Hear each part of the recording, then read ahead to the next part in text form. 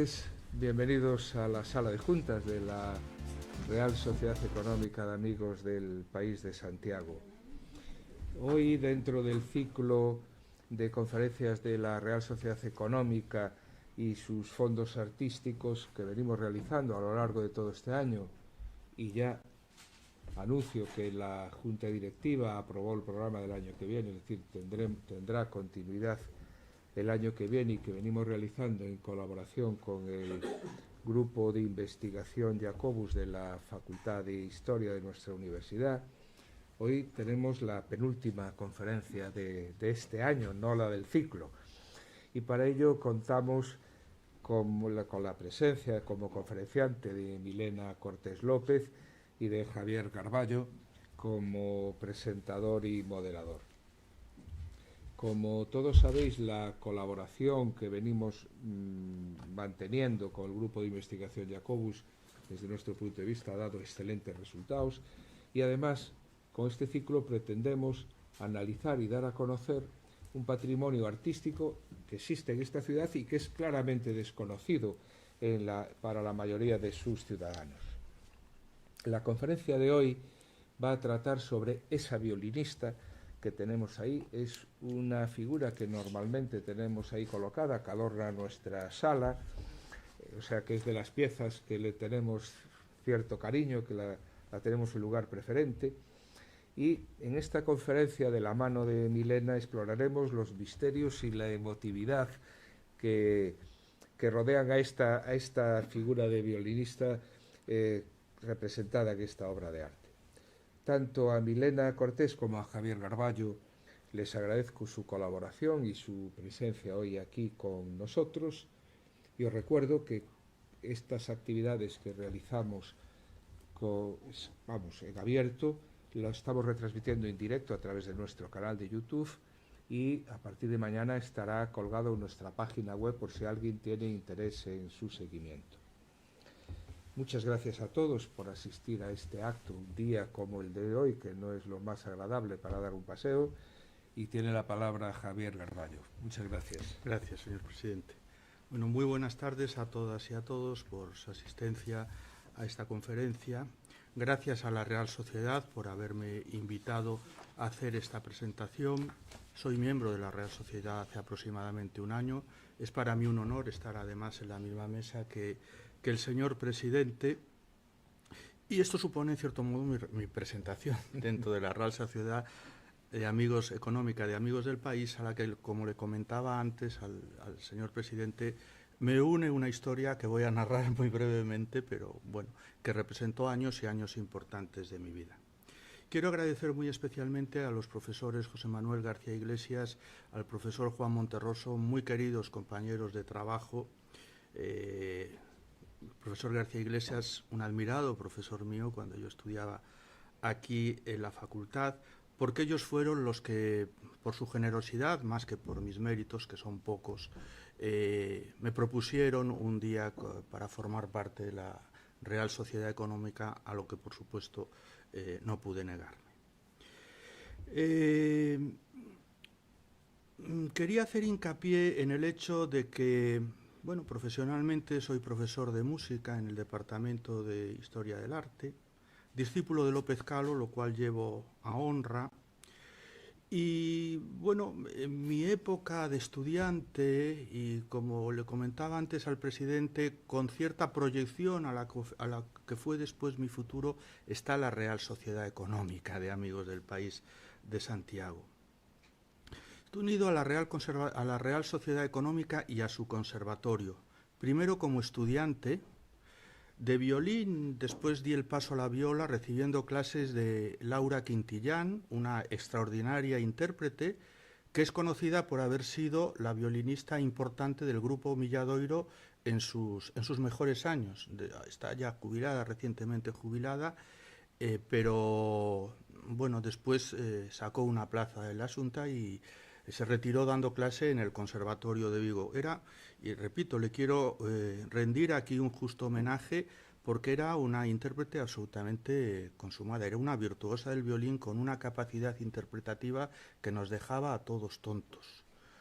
Se dan en la vida casualidades a veces que yo creo que son injustas.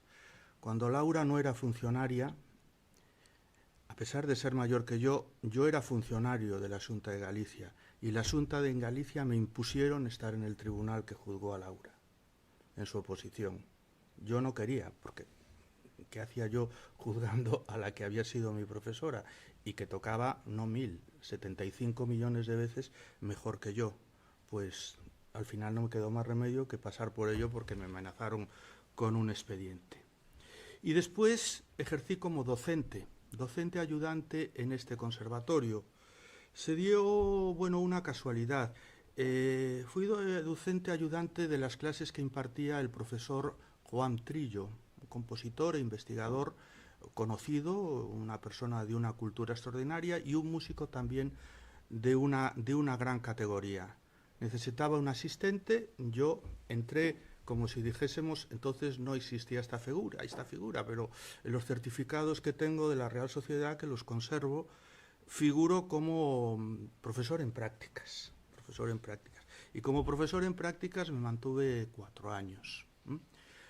Las casualidades de la vida hicieron que el profesor Trillo se fuese a dar clases al conservatorio recién fundado Conservatorio de Vigo, y yo me tuviese que hacer cargo los siguientes cursos de esas asignaturas que él impartía, lo que reconozco que fue un atrevimiento por mi parte, porque yo acababa de salir de la facultad, pero tenía energías, tenía recursos y sobre todo tenía mucha ilusión en hacerlo. Y estaba en contacto con la élite musical de la ciudad, que era un poco lo que me hacía mantener toda esta tensión y seguirme formando y todas estas cosas. La valoración de estos años de trabajo en la Real Sociedad Económica de Amigos del País, ejerciendo esta responsabilidad, unidos a mis entonces ya comienzos trabajando con el padre López Calo en el CIMRE, que era un instituto de investigación agregado a su biblioteca, su fantástica biblioteca que él tenía en una ala entera del convento de San Agustín, pues fueron para mí casi, yo diría, lo que llamamos hoy día un máster, pero un máster de 2 años o de 3 años, ¿no? Casi una segunda carrera universitaria. Porque he de reconocer que me hicieron estudiar duro, ¿no? Me hicieron enfrentarme a situaciones que igual hoy día me hubiesen agobiado, en aquel momento no, pero que tuve que resolver, ¿no? Y todo ello, pues, fue, no sé si merecida o inmerecidamente, pero felizmente premiado al aprobar las oposiciones de instituto al cuerpo de profesores de música en bachillerato. Estamos hablando del año 89. Estoy convencido de que sin la experiencia vivida en la Real Sociedad, que para mí fue docencia, pero también fue formación, yo no hubiese alcanzado ese éxito en la oposición. Me mantuve en el cuerpo de profesores del instituto hasta el año 2002, los últimos años ya combinando con una plaza de asociado típico en la universidad, y a partir del 2002 se produce mi ingreso en la universidad definitivamente y aquí me tienen. Pero bueno, no se trata de hablar de mí, disculpen que lo haya hecho, pero es que me sentía obligado evidentemente a esta referencia hecha absolutamente desde el cariño y desde el agradecimiento. Me toca presentar a la conferenciante, a la doctora Miriam Elena Cortés López, que es compañera en el Departamento de Historia del Arte de la Facultad de Geografía e Historia de la Universidad Compostelana. Pertenece al Grupo Jacobus, donde desarrolla varias líneas de investigación que tienen que ver con la historia de la arquitectura en relación con el resto de las artes, la arquitectura del mundo de la inmigración y el estudio de las fuentes escritas para las artes, ¿no? Milena, porque si me permites, tiene un brillante currículo académico, ha sido beneficiaria de varios becas, contratos, tanto del Estado, el contrato predoctoral, como becas de la Xunta de Galicia, de la Dirección Xeral de Patrimonio de la Xunta. También fue bolseira de la Diputación de La Coruña.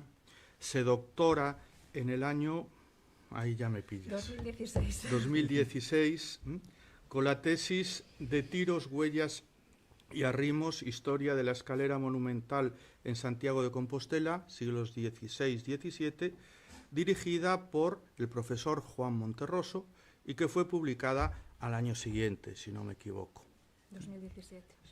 Bien, aparte, y en relación con su relación con la Real Sociedad, Milena en el año 2022 fue Premio Domingo Fontán de la Real Sociedad Económica de Amigos del País, que es un mérito muy importante dentro de la vida académica y de la vida cultural de Santiago y desde luego de la trayectoria de una gran investigadora como es Milena. Colaborado además con diferentes museos como la Domus de Coruña, el Museo del Grabado de Artes. Tuve ocasión de estar en ese museo hace unos cuantos años y me quedé sorprendido de lo que allí había, absolutamente y totalmente desconocido, pero desde Rembrandt hasta lo que quieran buscar, ¿no? Cosas increíbles, ¿no? El Museo Etnológico de Rivadavia también y el Museo Quiñones de León de Vigo. La doctora Cortés es además secretaria de la Facultad de Humanidades del campus de Lugo, de la Universidad de Santiago en el campus de Lugo, con una gestión impecable. Y no lo digo como palabras huecas, tengo buenas amigas exactamente. Amigos no conozco muchos, pero tengo buenas amigas en esa facultad que me hablan de su cercanía, de su espíritu resolutivo, colaborador, etcétera, etcétera, etcétera, lo cual es un aditamento más a su figura. Bien, como profesor, ¿cuál es mi valoración cuál es mi valoración personal de Milena? Bueno, fui profesor suyo de lenguaje musical en primer año de la carrera de licenciatura, tanto de ella como de alguna otra compañera que hoy es también querida compañera de departamento en la facultad. Solo puedo decir que fue una alumna excelente, una alumna de las que dejan recuerdo.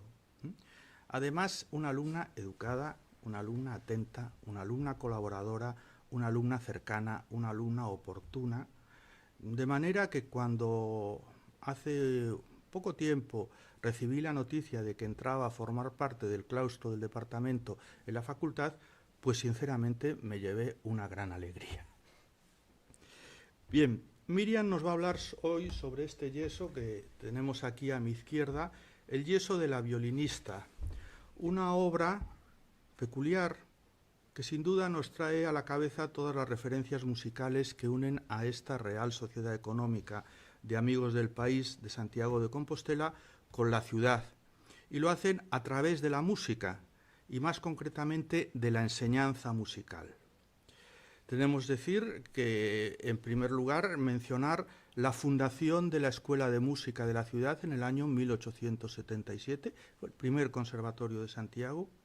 Posteriormente, tras la guerra, esta Escuela de Música se convertiría en Conservatorio de Música, y este conservatorio de la Real Sociedad Económica de Amigos del País, en el que yo estudié, bueno, me he recordado muchas cosas al entrar por esa puerta, porque por la otra puerta de la cristalera yo iba con mi violín y después con mi viola, a veces a la biblioteca, pero también a las clases de conjunto orquestal, a las de música de cámara, en las aulas del distribuidor, a las de armonía, a las de repentización, yo qué sé, recuerdos verdaderamente importantes. Recuerdo que la clase de violín daba al otro lado, es decir, daba a las casas reales, ese trocito unas ventanitas estrechas, pues ahí en el primer piso, creo que era donde recibíamos las clases de Laura Quintilla.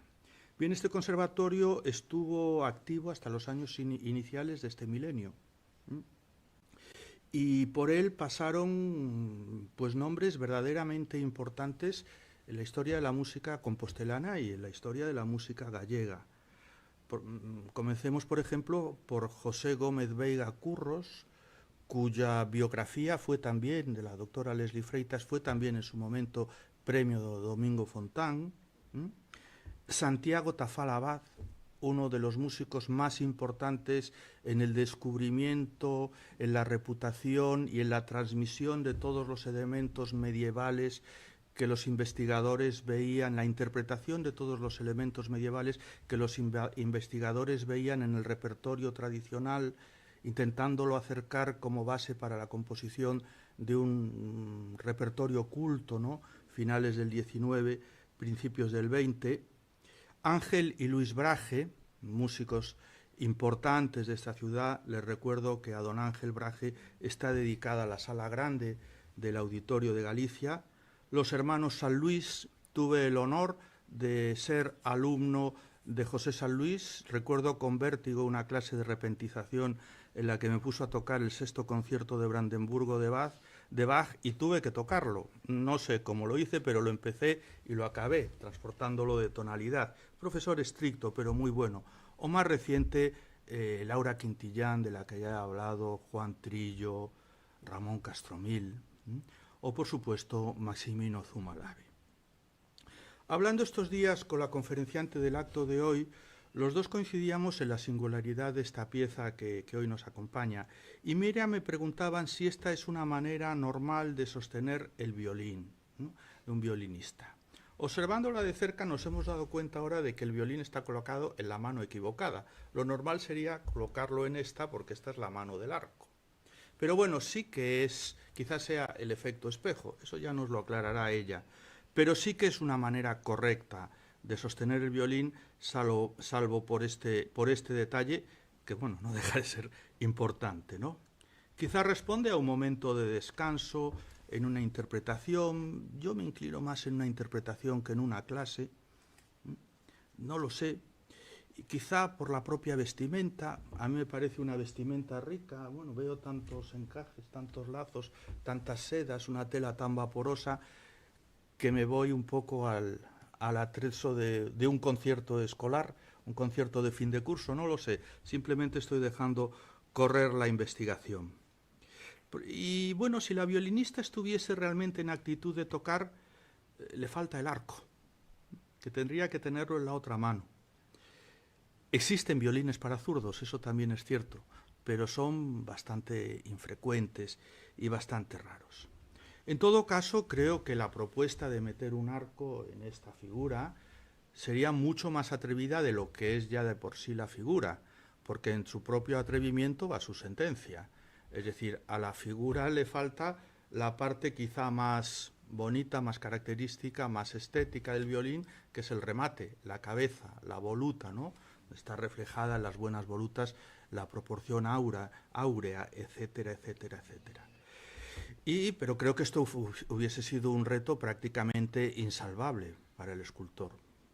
Dejando correr la imaginación, pensé que igual en su momento podía llevar un arco de verdad, algo parecido a lo que comentábamos del botón, pero vista ahora de cerca no me parece probable. Bien, sin más dilación y agradeciendo de nuevo a la Real Sociedad Económica de Amigos del País esta invitación para realizar la presentación de Milena y, por supuesto, a ustedes su atención, cedo gustosamente la palabra a la conferenciante.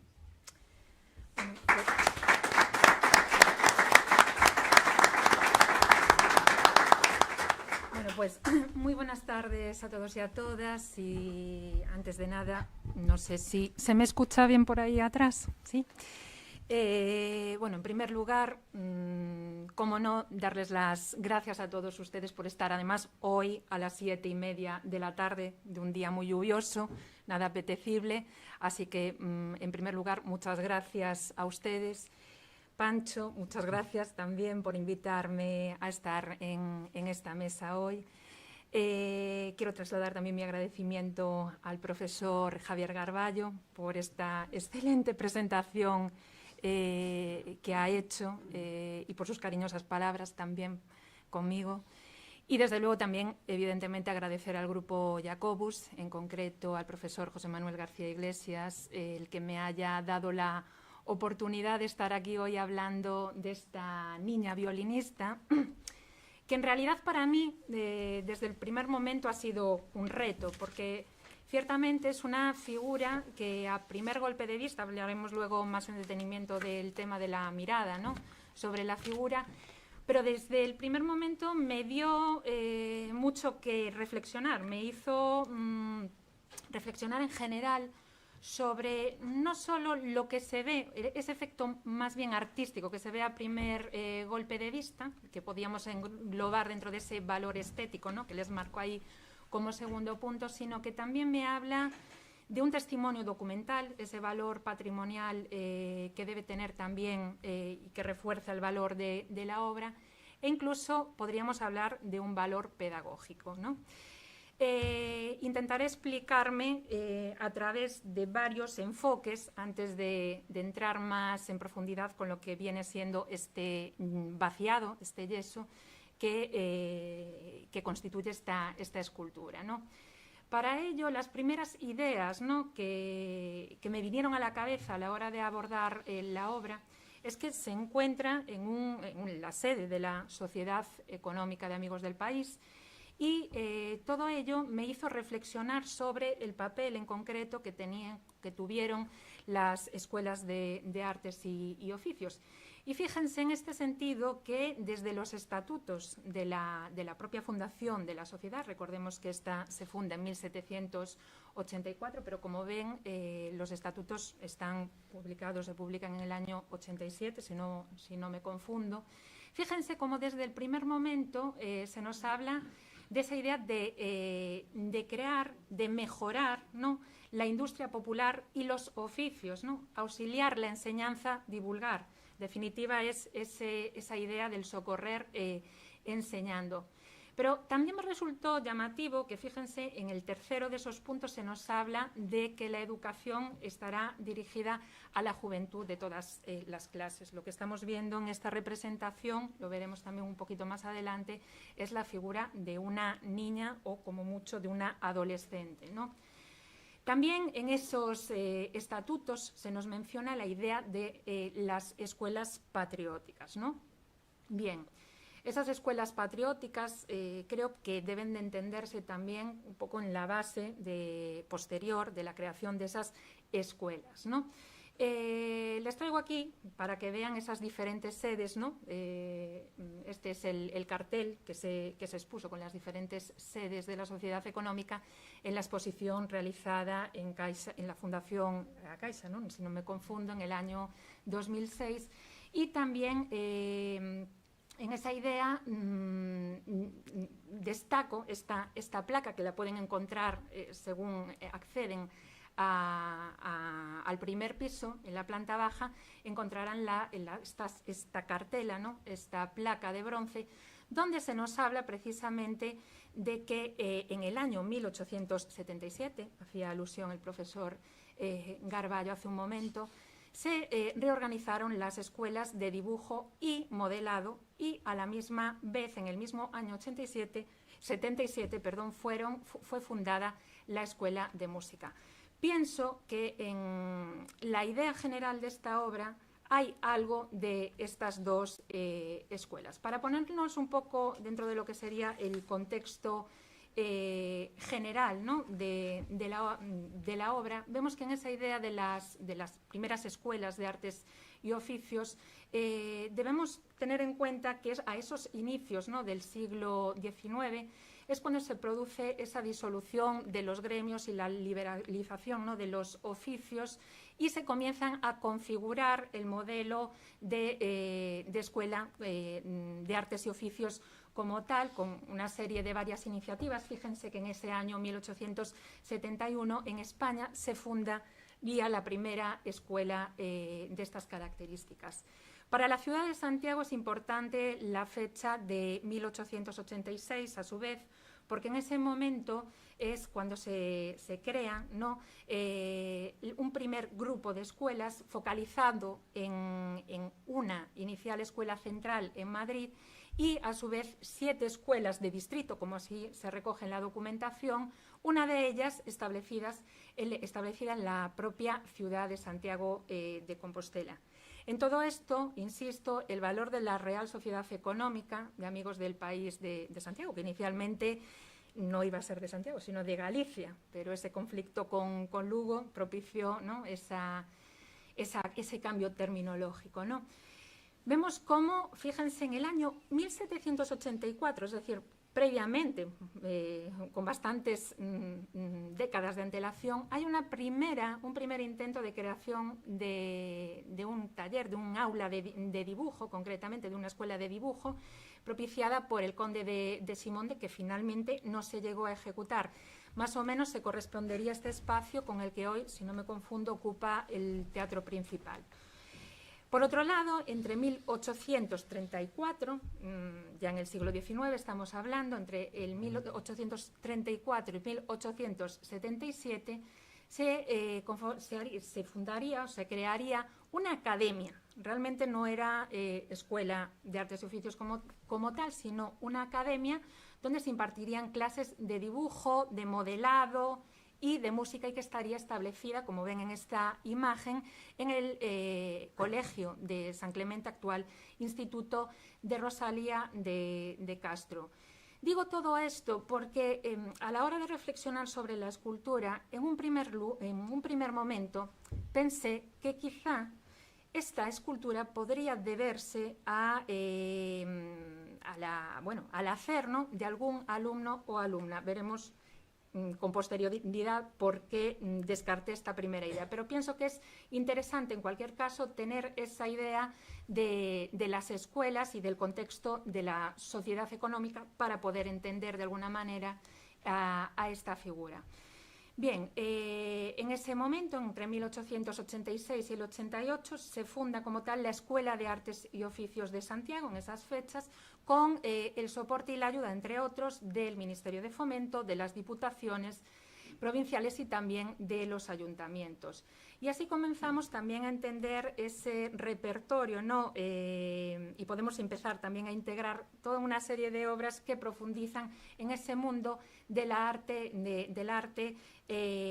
por ejemplo, de la pintura, del dibujo y también de la música, como veremos a continuación.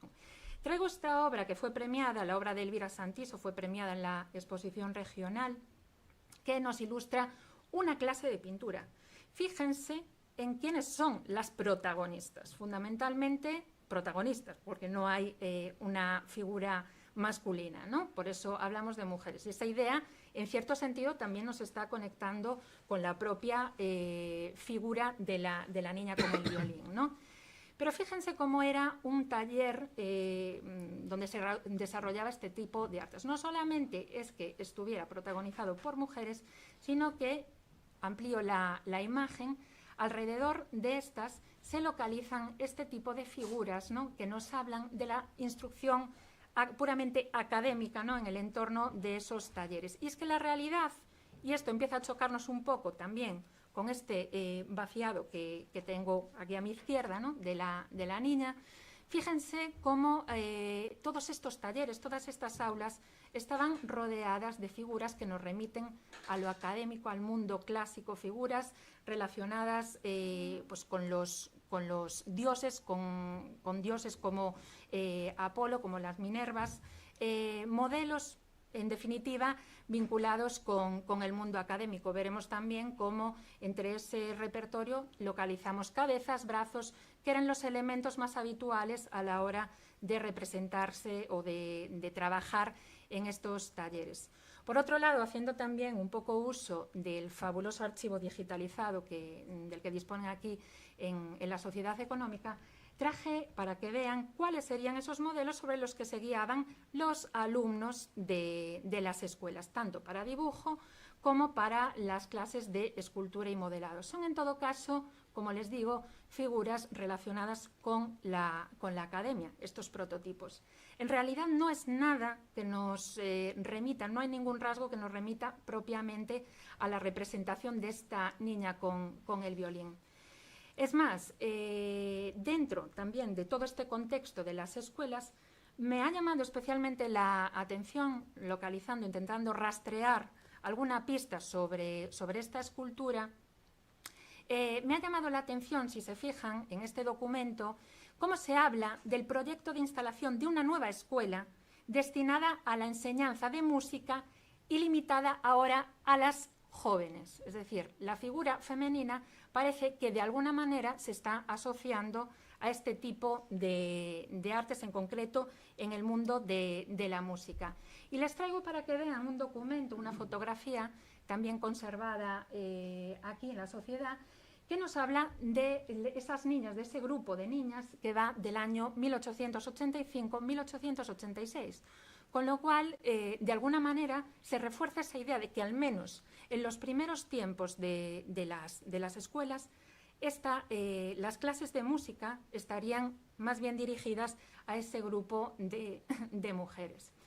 Fíjense también, esto nos lleva a la idea de esas enseñanzas por género, ¿no? Y dentro pues de los objetivos fundamentales, ¿no? De los que se nos hablaba, por un lado, a la hora de hablar de oficios y de artesanos, se nos habla en género masculino. Sin embargo, en los oficios femeninos, sobre todo en esos primeros años, ¿no?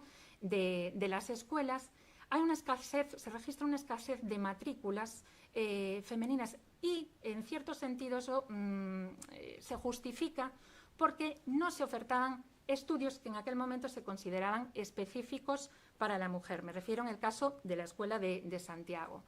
Estudios como los bordados, como los encajes. Y fíjense, simplemente como un dato orientativo recogido del libro de Sousa y Pereira, que trabaja sobre las escuelas de artes y oficios, en el año 1900,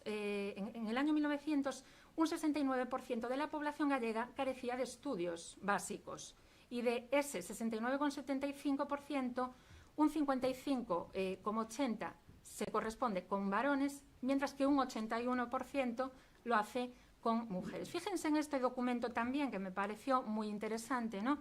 A la hora de hablar de esa asociación de género, ¿no? a las actividades, porque en este caso se nos habla de que será la profesora de palillos doña Filomena Lado Rodríguez, y además es curioso, me resultó llamativo, porque nos pone que, o se redacta que será proclamada profesora, ¿no? para la instrucción de los palillos, pero sin retribución económica. Cierto es que en las imágenes que nos hablan de oficios más cotidianos siempre se representa la figura de una mujer, ¿no? Y fíjense, en este recorte de artistas gallegas para la exposición de Santiago del 1909, la exposición regional, fíjense que ya comienza a despuntar pues, una serie de artistas mujeres, ¿no? Bien, todo esto lo digo porque en realidad me interesó ver cómo era ese papel o función de la mujer y qué relación podía tener con esta escultura, ¿no? Con este vaciado en yeso. En los reglamentos que eran obligatorios de las escuelas de la Sociedad Económica, este es del año 28, pero probablemente sean muy similares los anteriores, ¿no? Es el que he podido consultar. Fíjense cuáles eran las asignaturas básicas, ¿no? Dibujo y colorido, idiomas, contabilidad, gimnasia, taquigrafía, pero fíjense cómo las enseñanzas de la mujer comprenderán además corte y labores. Es llamativo también. Hay otro punto que es interesante, que es el tema de los premios, porque yo me planteé si en algún momento este vaciado podía o debía corresponderse con un premio, con uno de esos, digamos, que se habría presentado a esos concursos o oposiciones. Pero realmente esto es lo que se dispone en los estatutos de la sociedad, ¿no? Ven como hay diferentes categorías de premios, concretamente 3. El primero de ellos, como ven, se distingue prácticamente a algún ramo de las artes, nos dice.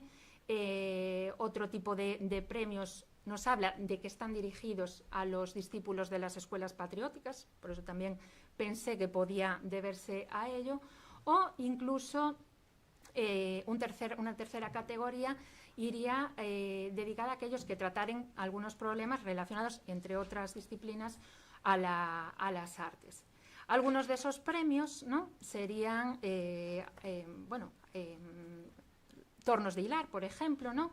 Que estarían repartidos entre las discípulas más aventajadas, ¿no? De la Escuela Patriótica de Ilazas. Esto sería, como les digo, sobre todo en un primer momento.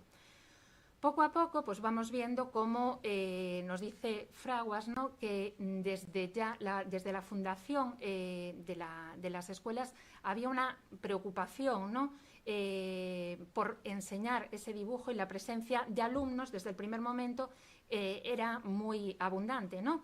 Pese a que a lo largo de los distintos años también fue fluctuando un poco este número de alumnos. En cuanto a lo que sería en esa primera etapa de la Escuela de Artes y Oficios, porque hay que decir que esta escuela pasó por diferentes momentos, aquí les traigo para que vean un poco la programación, ¿no?, que estaría dispuesta en esa primera etapa, ¿no? Ven que hay una asignatura concreta de modelado y vaciado, que estaría dentro de esa categoría, ¿no?, de materias o de asignaturas más dirigidas a las plásticas. En ese momento estarían como profesores titulares Juan San Martín y Ramón Núñez, ¿no?, destacados escultores, ¿no?, del siglo XIX. Y fíjense que en ocasiones hasta la obra de determinados alumnos llegó a puntos tales como este que se nos presenta, de Bartolomé Fernández, ¿no?, en el que se nos dice que incluso la calidad de su escultura llevó a que ordenaran vaciarlo, ¿no?, y fue, digamos, objeto de atención entre los propios maestros. Y luego hay otra cuestión que me resultó muy interesante, que es que por estos momentos ya se produce también un intercambio entre yesos de distintas escuelas distribuidas por el país. Esto me llevó a pensar, como les decía, en un primer momento, que quizá también podría tratarse de un intercambio, ¿no?, entre escuelas. Fíjense aquí, destaco los profesores titulares, en concreto los de dibujo y adorno. Fenollera, ¿no?, sería uno de esos profesores, y luego en el modelado y vaciado, como les decía hace un momento, Juan San Martín y Ramón Núñez Fernández. En cuanto a lo que sería la Escuela de Música, por buscar quizá una referencia desde esa perspectiva, vuelvo a retomar ese documento, esa fotografía de la década de los 80, y fíjense cómo en este documento también se nos habla de que en ese momento hubo una serie de alumnas que fueron, por sus mejores notas, ¿no?, de alumnas de la Escuela de Música, que por la calidad de sus trabajos y de sus notas fueron potenciales opositoras a presentarse a los premios de la música. Y este otro documento, en esa línea de las fotos, quizá ya nos va adentrando más en lo que sería la propia figura de la violinista, porque en ella vemos ya a un grupo de niñas de esa escuela de música. Supongo que es si no me confundo, en el entorno de San Martín Pinario, que fue donde estuvo establecida esa escuela durante un tiempo, si no me confundo, no sé, igual me...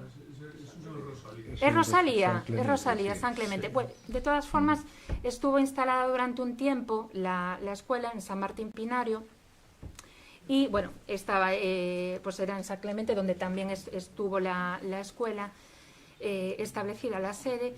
Y me interesa ya más por una cuestión que nos habla del papel, por un lado de la mujer, por otro lado nos habla de la indumentaria, ¿no?, que es digamos el segundo de los puntos esenciales que creo interesante analizar y que veremos a continuación.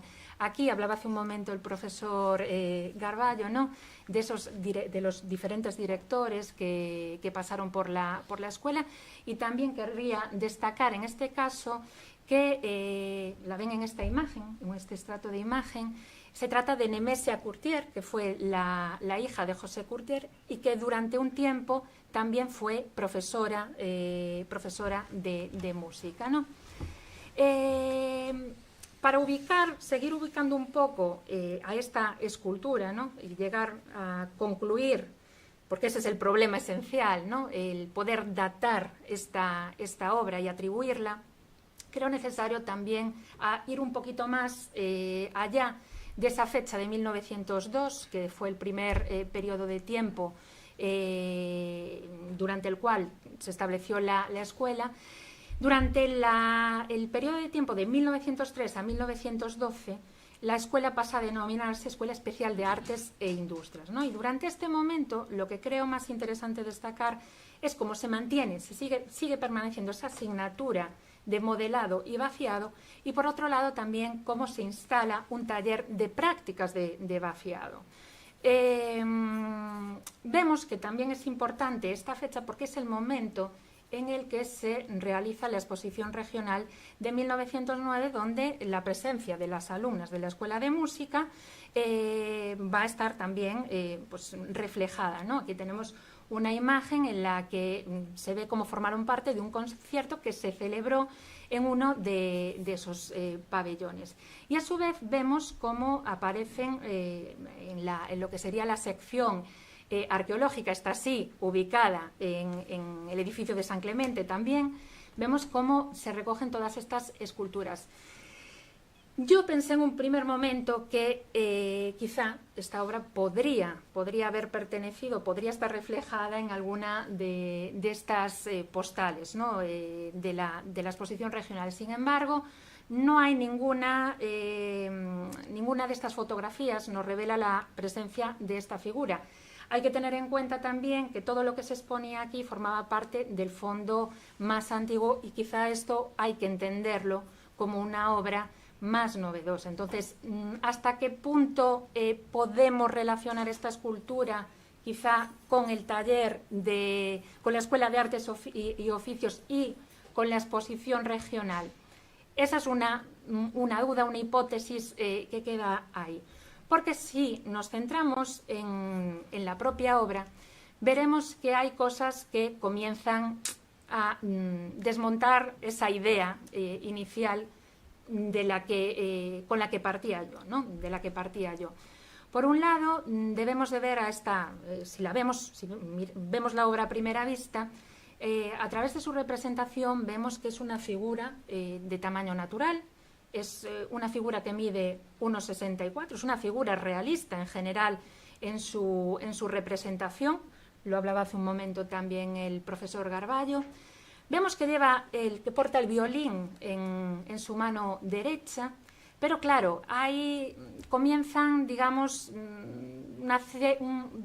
que comienza a haber una serie de elementos que nos desvinculan o que nos rompen un poco la imagen general al ver que esta está, pues, por ejemplo, en lo que sería el mástil del violín está fragmentada y también se puede ver en otros puntos de la figura, como lo que serían los zapatos, ¿no? que calza.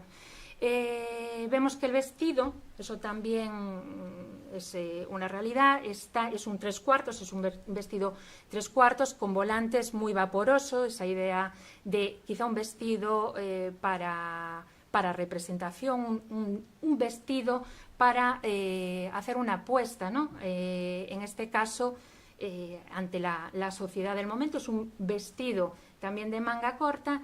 Y luego hay otro dato que nos llama la atención, o que me llamó más bien la atención, que es esa melena larga, suelta y ondulada, ¿no? Que realmente nos da un poco la pista del tiempo en el que nos estamos moviendo, ¿no? En cuanto a la técnica, vemos que es un yeso, es un vaciado.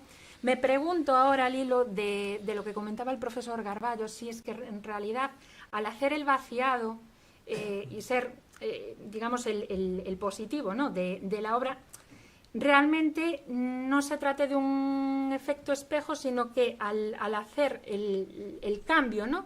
del positivo al negativo, haya quedado del otro lado, como sucede en la técnica del grabado, un poco en esa dirección. No sé si podrían ir por ahí los tiros o si quizá me estoy confundiendo.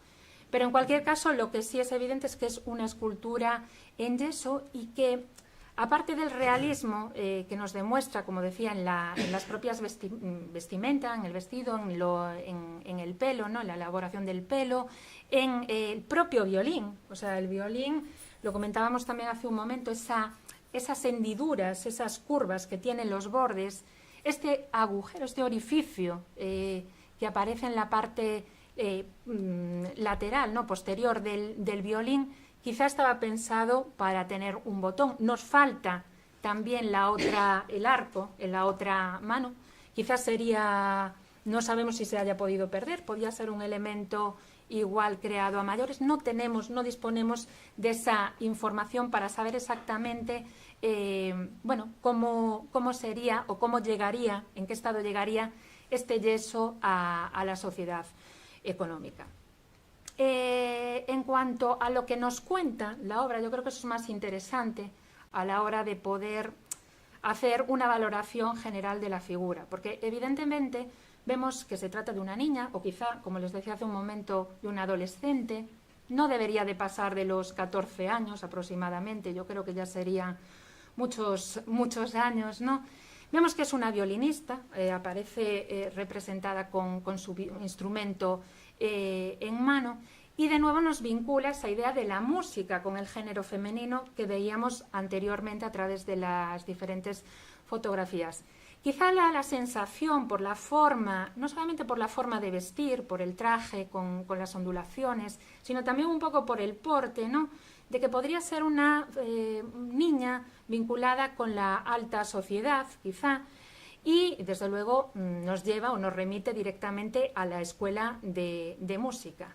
Fíjense también que dentro de los estatutos del reglamento de las escuelas se nos decía que los niños, especialmente en las clases de música, para acceder a esos estudios debían de cumplir los 10 años, ¿no?, excepto en el caso de la música, que para el solfeo se requería podían entrar desde los 8, ¿no? De alguna manera, la figura femenina siempre se ha asociado a lo que es el mundo de la música. Y aquí traigo varias referencias que busqué para intentar encajar esa cronología, ¿no?, de la obra. Si lo observan a través de las obras, por ejemplo, en un primer momento se nos podría venir a la cabeza la obra de Degas, ¿no? Vemos como en este caso Madame Camus está delante de un piano, ¿no? O incluso en la obra de otro artista del 19 como es Manet, desde otra estética, ¿no?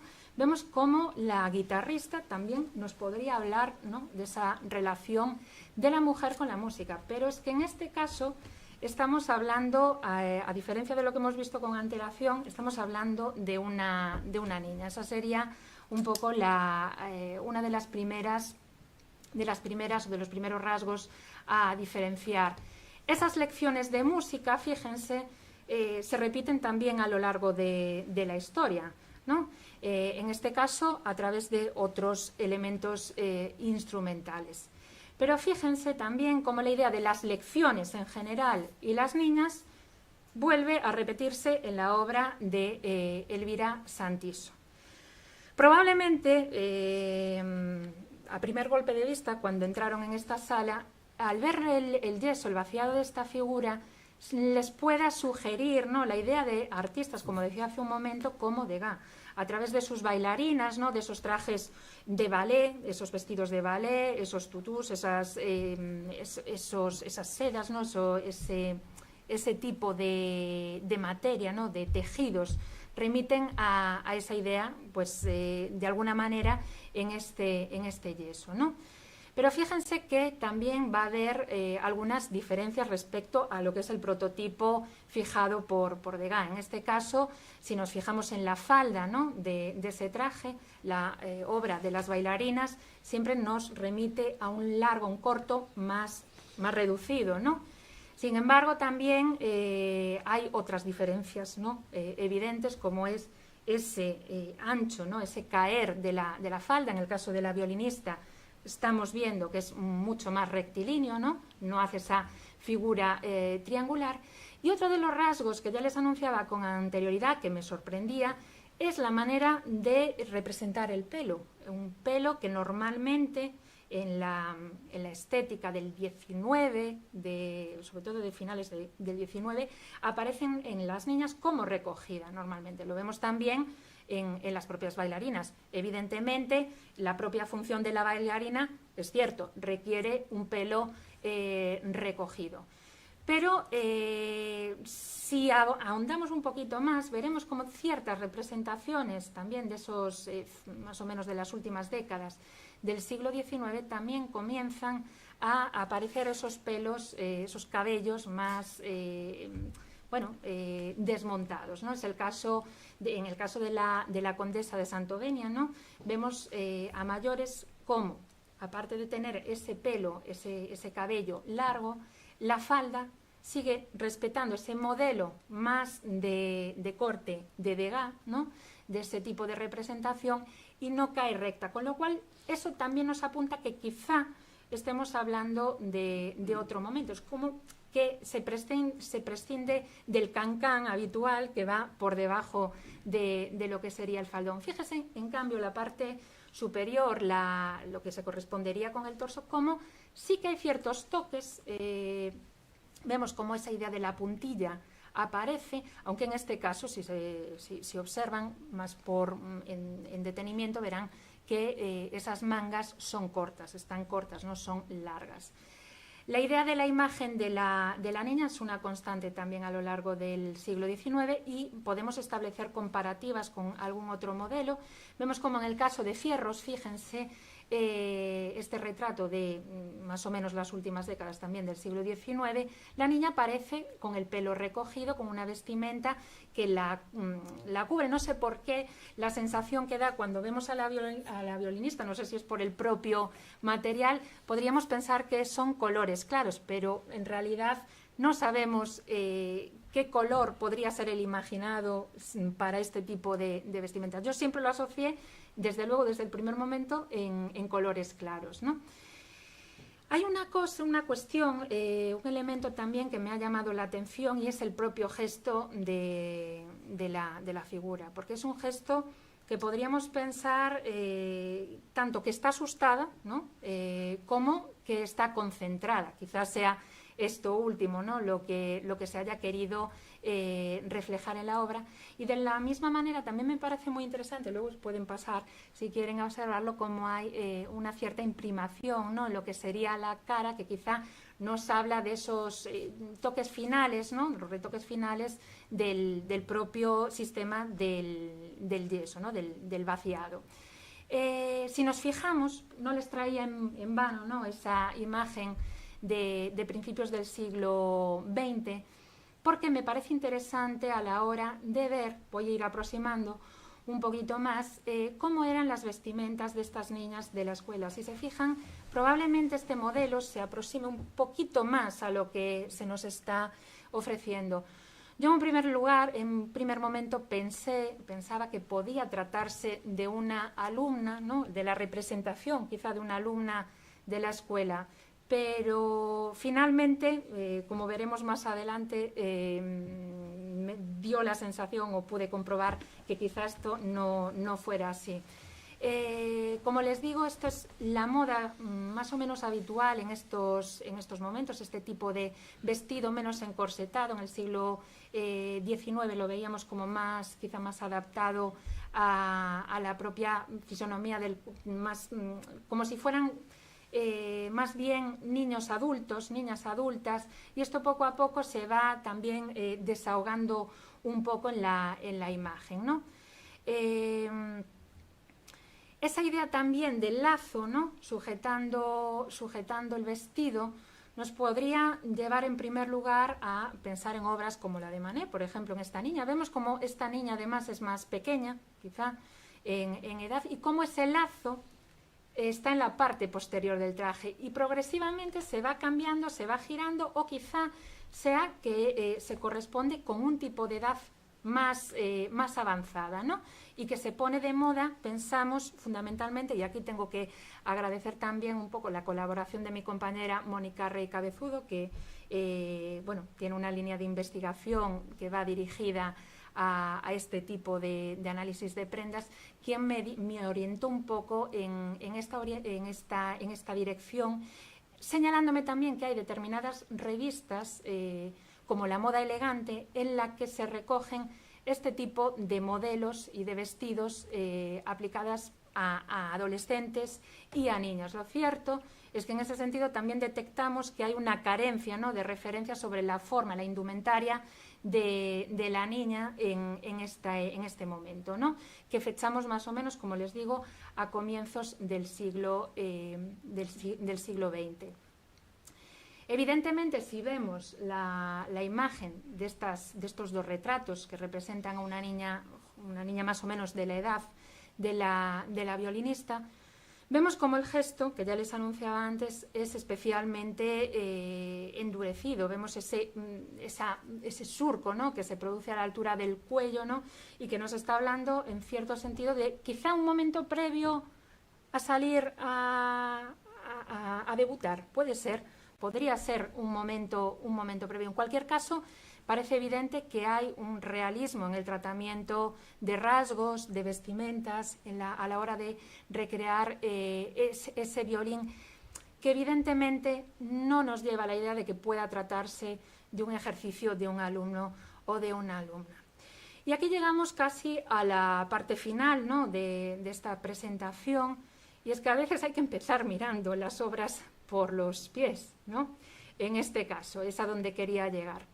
En esta peana, después de estar aquí toda una tarde mirando, requete mirando, localizamos efectivamente, bueno, pueden ver además aquí con más detalle el desgaste, ¿no?, de esta escultura, que nos falta en esas piezas esenciales, ¿no?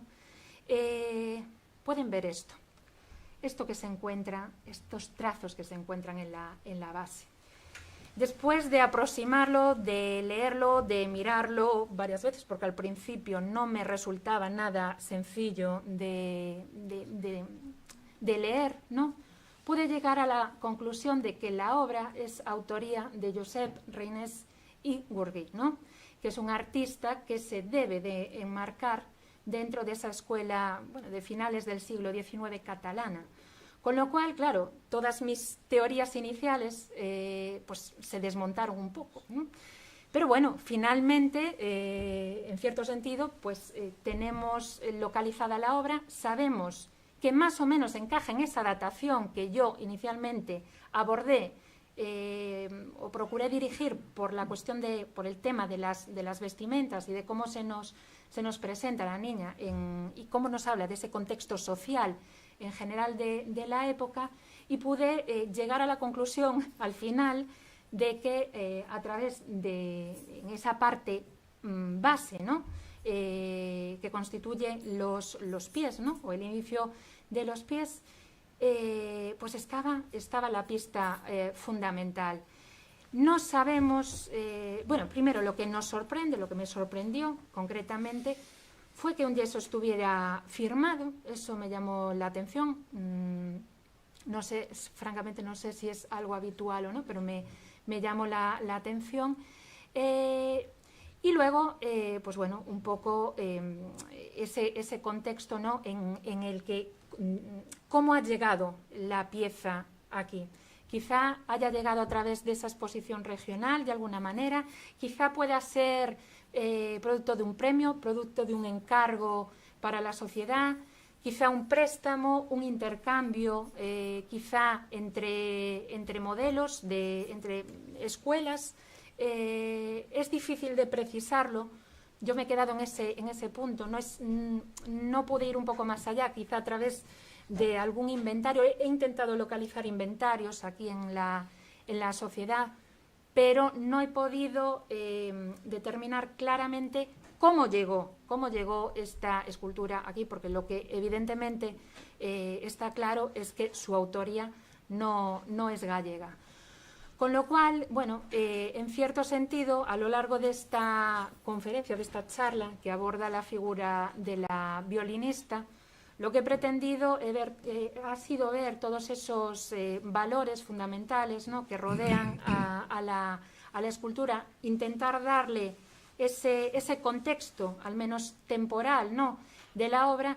Y de paso, pues bueno, he hecho una pequeña revisión, una pequeña clase, ¿no?, sobre historia del arte, que nos habla de historia del arte, nos habla también de la escuela de Artes y Oficios, y al final de todo también nos habla de la Real Sociedad Económica de Amigos del País, que no nos debemos de olvidar nunca, que siempre, haciendo justicia a su lema, pues ya saben, socorre enseñando. Muchas gracias.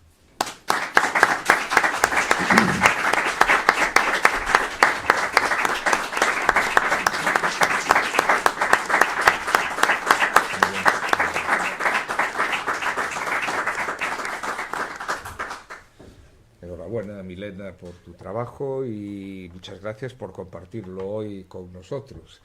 Yo no sé si alguien quiere hacer alguna pregunta, alguna cuestión sobre este tema, pero abrimos esa posibilidad. Sí. Doctora Cortés, una puntualización y una sugerencia. Primero, en el vaciado, por lo que yo sé, en el vaciado es muy difícil hacer ese positivo negativo, vale, ese cambio especular de la imagen. Sencillamente, un vaciado no es más que un bocadillo que se pone. Sí, bueno, eso es cierto, sí. ¿Vale? Se abre y se vuelve a rellenar, como un nuevo relleno, pero da exactamente lo mismo. Eso por un lado. Por otro lado, esta es una sugerencia. Evidentemente usted conoce la obra muchísimo mejor que yo acabo de conocer a esta jovencita, pero tiene algunas cosas extrañas. Primero, el pelo está suelto, absolutamente suelto, no lleva ni siquiera una cinta. Eso es extrañísimo, porque además, digamos que no es recatado, por decirlo suavemente, ¿vale? Por otro lado está la forma de llevar el violín. Lleva el violín como con un poder, pero sobre todo es el gesto que tiene, los ojos cerrados y ese punto atento. Entonces, yo no sé exactamente el autor que quiso representar, pero estoy hablando ahora desde el punto de vista del artista, no del historiador o del historiador del arte. Me da la sensación de que, bueno, a partir de Degas, sobre todo con la bailarina de Degas, se establece una nueva iconografía que pretende ser rompedora, lógicamente, con todo el clasicismo, con todo el academicismo anterior. Y me gustaría apuntar a que quizás sea una forma de representar a Euterpe, sin más. Es decir, está con los ojos cerrados porque está escuchando la música. Y por tanto puede ser la misma representación de la música. Porque he dicho que es una sugerencia, sin más. Los ojos no están exactamente cerrados. Bueno. Yo creo que está concentrada. A mí la sensación que me da un poco en esa dirección es que está como concentrada, da esa sensación de que va a salir a escenario y que necesita ese momento, ¿no? Quizá de reflexión, de preparación inicial, no sé, ese componente que puede haber ambiental de música a su alrededor y que esté digamos concentrada o escuchando música, también podría ser. Pero claro, la intención en ese sentido es una pena no disponer de esos testimonios, ¿no? de creación, de cuaderno quizá de escultor donde se nos dé ese punto de vista. Eso es la otra parte que nos falta, porque claro, evidentemente es un enigma. Pero renovar los símbolos, ¿no? Sí, no, eso está claro. Y la sugerencia vendría, al fin y al cabo, es un triple salto mortal y mental. Alguien ha visto la escultura y a la escuela de música le puede parecer que sea una representación de la misma música, además de que sea la representación una alegoría de que va a actuar. Es decir, que muchas veces los símbolos son múltiples. Sí. Bueno, en cualquier caso, es una obra en abierto. Estupendo, me apunto lo del lazo. En refuerzo de lo que acaba de decir la doctora Cortés, me han venido a la cabeza varias imágenes de violinistas y así como mientras el violinista toca, en los pasajes que no toca, no suele cambiar el violín de mano, muchas veces cuando sale a escena sale con el violín en la mano derecha y el arco en la mano derecha, porque después lo agarra con la izquierda y se lo coloca. Por lo cual es muy probable, esto que apuntaste. Gracias, Rafa. Juan. En esta misma línea, primero enhorabuena por la figura. Yo creo que hay un dato que das al final que es importante y que a lo mejor nos lo deriva no tanto hacia ese lenguaje alegórico, que es una propuesta muy sugerente realmente, ¿no?, de presentar a Euterpe y una alegoría de la música. Pero claro, estamos hablando de un artista catalán en el contexto, por ejemplo, de Ruixinol, en el mismo contexto de la sociedad catalana y con una técnica que además se acerca mucho al impresionismo, muy intencionadamente, ¿no? Claro, con lo cual, que se puede como la idea de un retrato de una persona, de una muchacha, tampoco debe ser descartado. Pensemos que no estamos en la sociedad de Santiago de principios del siglo, sino que estamos en la Barcelona de la Renaissance, ¿no?, de 1900. Yo me jugaría que por la moda es 1910. Mónica, y aquí tengo que citarla a ella porque fue mi asesora, ¿no?, para este tema, se atrevería a decir que me precisó 1900-1910. Dice, habría que ahondar un poquito más, dice, pero casi te diría que puede ser de 1905 a 1910. No, es por el tipo de forma, es la moda, es la que vuelve, que es la recuperación de la moda eduardina en la época de Isabel I, y coincide perfectamente, y coincide por lo que veo con la cronología que le das al escultor, ¿no? Por lo tanto, y después el vocabulario es el mismo. Sería muy interesante, por ejemplo, poder buscar obras de la época catalana, de Ruixinol y de otros pintores de Casas, por ejemplo, en ese momento, que seguramente encajen en la... Aporten. Quería insistir también en la felicitación. Me gustó muchísimo, en un momento ha decaído, ¿no?, el interés. Me gustó mucho después que de una investigación que nos has llevado de la mano a lo largo de toda tu indagación, y creo que has datado perfectamente yo creo que cronológicamente estará clavado. No hay más que ver pues, cuadros o fotografías incluso de la familia de Sorolla y de las hermanas de Alfonso XIII. Este es un traje de niña elegante de niña de clase social elevada. El porte también se aprecia eso. Entonces yo creo que es muy cierto, ¿no? Tanto lo que has dicho tú como Juan, a mí me parece que es exactamente esa época. Y después, bueno, al verlo ya encontrado la firma, pues que es un éxito, ¿no? Eso fue, porque esto fue lo último, o sea, tenemos que aplaudir, pues, entusiastamente, ¿no? Pasa de ser una obra de autor desconocido a una obra de firma. Claro. Un poco la pregunta que hacía hace un momento, eso también es cierto. No sé si realmente es muy habitual que los yesos, sí, eso es una. Sí, después lo vas a fundir. Quedan, vale,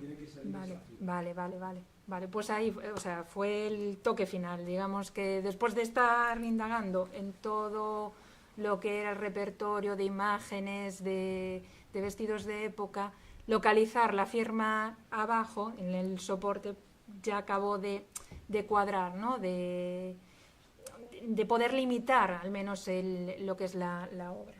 O sea que... Nada, felicitarte porque la verdad, una persona que se dedica a las líneas de investigación que tú te dedicas, que te hayas metido en este berenjenal, pues es para aplaudir. Yo quisiera añadir dos cuestiones, ¿no? Una, que a mí el rostro me parece absolutamente idealizado. Me parece que más que intentar retratar a alguien, se intenta idealizar a alguien. No sé si captas la diferencia. Y por otra parte, que una obra esté filmada no exige el que sea de esa persona. Aquí tenemos un cuadro firmado por un fotógrafo francés, y seguramente que lo hizo Elvira Santiso. Claro. A veces lo que se pone de firma no es quién lo ha hecho, sino de quién proviene la idea. Es una cuestión que tendría en cuenta. Puede ser de él, o puede ser de alguien al que le están citando la fuente. No sé si me explico. Sí. Eso Sí. puede pasar. Y ya digo, aquí en la propia sociedad económica tenemos una pintura y un retrato que está firmada por un fotógrafo francés. Y evidentemente el fotógrafo francés lo que está siendo es copiado para una pintura.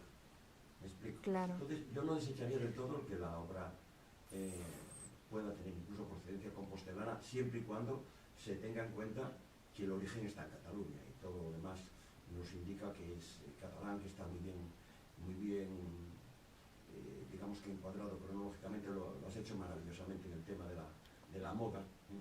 Y claro, como la imaginación es libre, ¿no?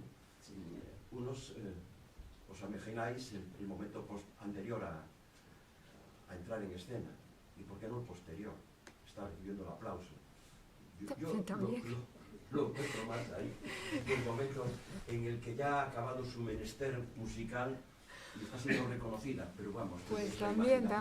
Es posible. También, sí. no, Por el está muy propio bien. hieratismo, ¿no? Pero insisto, Pues, la firma nos pone una pista. Vale. Nos ponen una pista, pero yo no diría más que eso. La pista es esa, el punto de partida está ahí, pero ¿cómo llegó esto a Santiago? Claro, esa es la ¿cómo duda. llegó a Santiago esta obra? ¿Se hizo en Santiago desde un modelo catalán? No lo sé. También podría ser, Tengo claro. mis dudas, ¿sí? Tengo mis ¿Piensas dudas. que haya podido venir de Sí, allá? y que tenga una segunda... Aquí en el Artes y Oficios se hicieron muchas veces figuras de otras partes. Incluso las columnas que tenemos de altares son vaciados de obras que no son vaciados. Claro. De obras que no son... Pero insisto, mi aplauso porque son esas encomiendas que hay que ser muy atrevido para meterse en ellas, porque esta es una de las obras con la cruz de la Inquisición más endiabladas que tenemos para comentar en esta colección, ¿no? Y entonces que lo hayas hecho, y que lo hayan hecho también, yo creo que merece el aplauso de todos nosotros. Muchas gracias. Como siempre.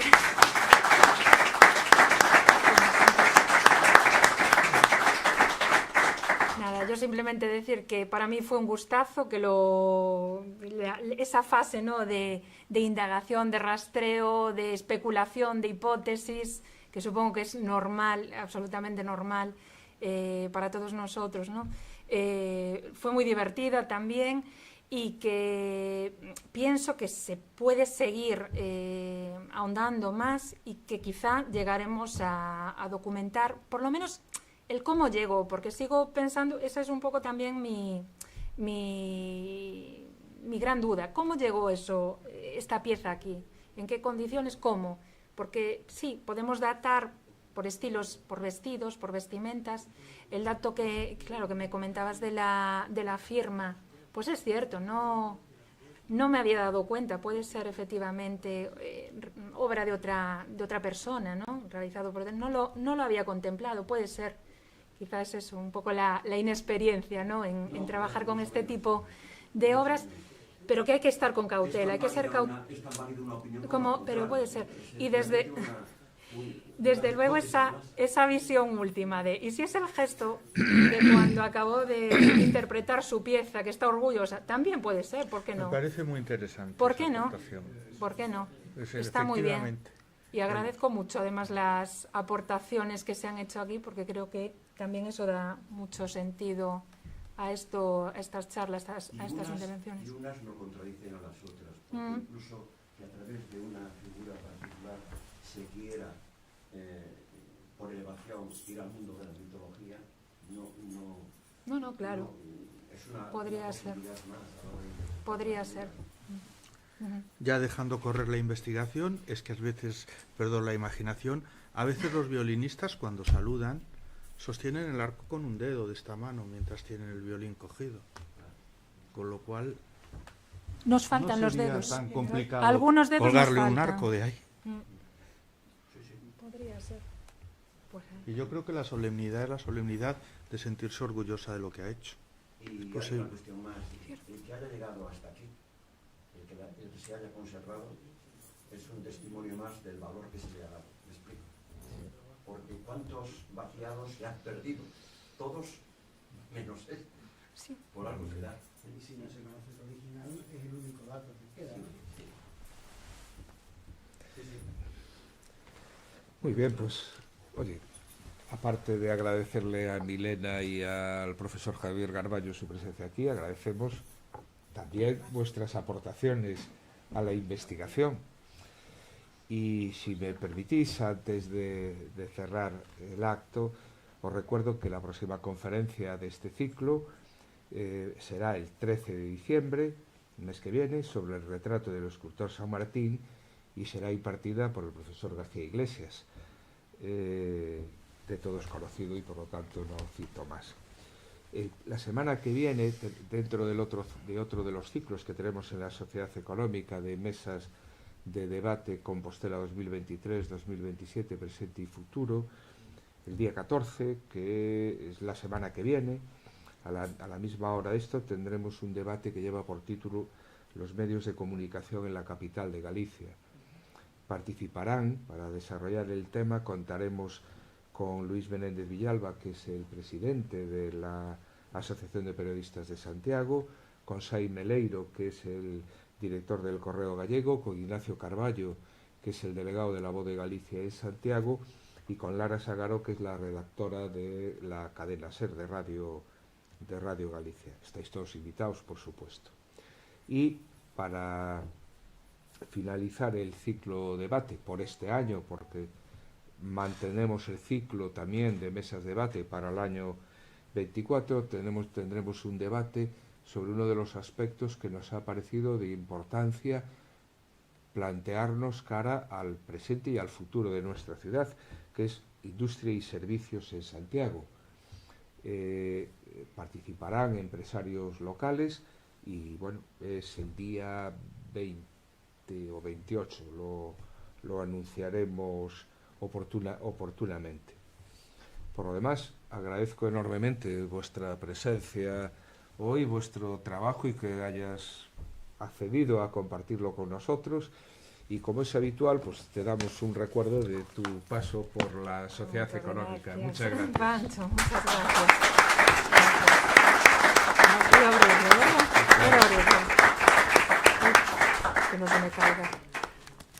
Qué bonito. Muchísimas gracias. Muchas gracias. Qué bonito. Precioso. Muy bien. Pues Muy muchas bien. gracias. Gracias a Milena, y vosotros, enhorabuena. como siempre.